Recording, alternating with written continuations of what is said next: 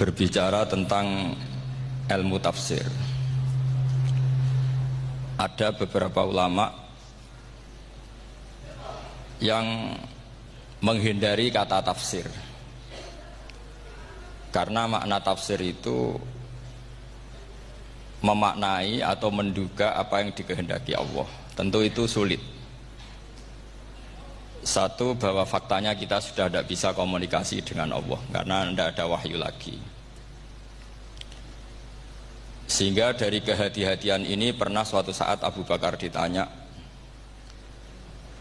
ma makna abban fi qaulihi ta'ala wa faqihatan wa abba.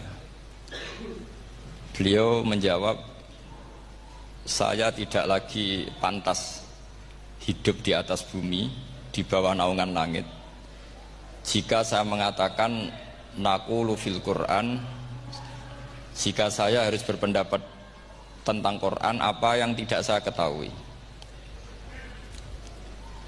Itu kehati-hatian yang dilakukan Sayyidina Abi Bakrin As-Siddiq. Tapi teori ini berbanding paradok, berbanding ekstrim, ketika bahwa Quran itu diturunkan itu sebagai hudan, sebagai petunjuk, kedua sebagai bayanan, sebagai penjelas. Dan ini yang saya yakini, kalau sebagai penjelas, Quran itu harus jelas sekali dan bisa menjelaskan. Dan Quran mensifati dirinya wal kitabil mubin, demi kitab yang memberi penjelasan. Sehingga dari sudut ini orang kafir pun mungkin memahami Quran. Dan menurut saya orang kafir pun bisa paham Quran. Kalau Ahok itu melintir Quran, tidak memahami Quran, paham? Senok harganya itu melintir Quran tapi tidak memahami Quran. Tapi bahwa Quran itu bisa difahami orang kafir itu ya. Logikanya gampang begini, kata Imam Syafi'i dalam kitab Ar-Risalah. Ketika Quran turun, itu pendengarnya itu tidak ada yang muslim, belum ada santri Kewagian, nggak ada santri Lirboyo, nggak ada santri Sarang. Pendengarnya itu non muslim. Nah ini sampai angen-angen, ketika Quran turun itu pendengarnya muslim atau non muslim? Non muslim. Andai kan Quran itu turun tidak difahami orang kafir, maka lalu objeknya siapa, sasarannya siapa? Nah sebab itu akan aneh kalau kita yang mondok, misalnya ngaji Edkon, ngaji Alfiyah, ngaji Ulumul Quran, apa saja, kemudian Anda tidak paham Quran, padahal orang kafir saja bisa paham. Nah ini tantangan bagi kita. Sing kafir wis iso paham Quran, masa kita santri tidak paham Quran. Makanya begini, di antara awal-awal periode Makkiyah ada surat disebut Qul ya ayyuhal kafirun. Katakan Muhammad ya ayyuhal kafirun. Karena mukhatabnya atau lawan dialeknya Nabi adalah orang-orang apa? Kafir. Mereka paham ketika dijelaskan Quran, paham. Dan sebagian mereka menjadi mukmin karena paham. Itu termasuk isi makalah yang saya utarakan di sini. Mereka tanya, ya Muhammad, siflana rabbak, amin dahabin, amin nuhasin, amin hajarin. Karena orang kafir jahiliyah itu punya tren, yang namanya Tuhan itu fisik. Mereka punya Lata, punya Uzza, punya Hubal.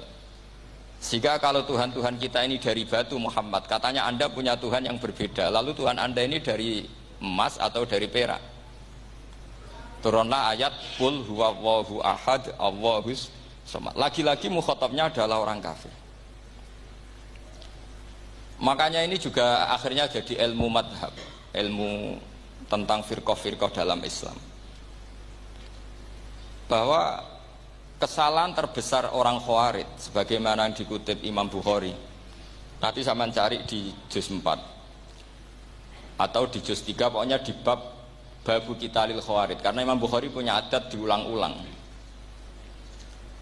Kata Ibnu Umar yang dikutip Imam Bukhari, innahum intolaku ila ayatin nazarat fil kufar faja'aluha alal mu'minin. Orang-orang Khawarij atau kalau sekarang orang-orang radikalisme itu meneliti Quran, kemudian ketika ada kriteria manusia-manusia tertentu itu dianggap itu kenanya orang Islam, korbannya orang Islam. Padahal awal mula ayat ini turun untuk orang kafir atau kritikan pada orang kafir. Ini cilaka betul.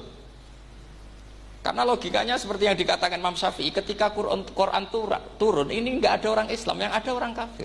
Sehingga mukhatabnya adalah orang kafir. Tapi ayat-ayat ini nanti dipakai Khawarij untuk mengcounter orang Islam. Sehingga mereka mudah mengkafirkan kita karena pakai ayat yang dari awal Allah mengkafirkan orang kafir, sekarang ayat itu dipakai mengkafirkan orang Islam. Ini saking gebleknya orang apa? Khawarij. Makanya kata kitab Fathul Bari yang menyarai Bukhari itu, yang mendorong orang Khawarij seperti itu adalah jahluhum bisyariah. Memang mereka benar-benar bodoh, benar-benar goblok. Misalnya kita kiai atau kita ma'arif atau kita santri atau kita orang soleh, kemudian kita tidak bisa melakukan apa yang kita katakan.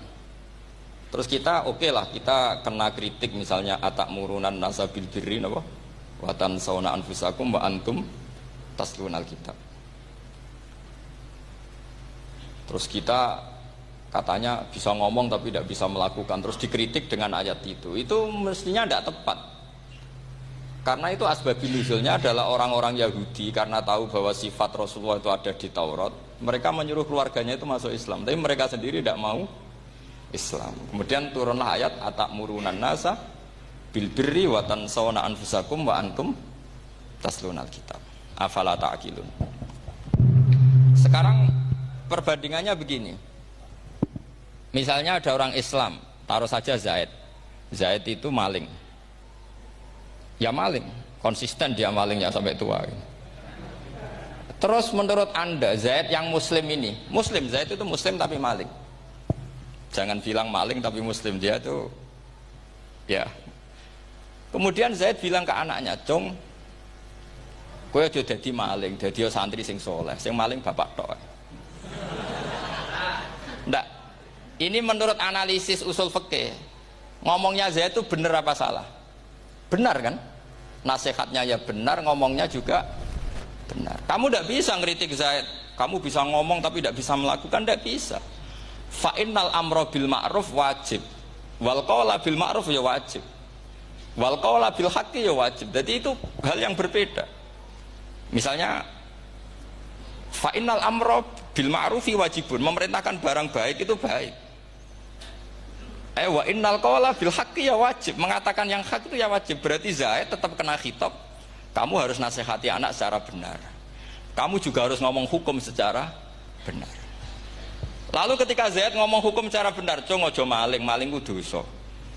Cung aja nerusno profesine bapak maling, maling itu tidak benar." Dia berarti sudah melakukan dua kebenaran, yaitu ngomongnya benar, nasihatnya benar. Dia salah, perilakunya tetap maling.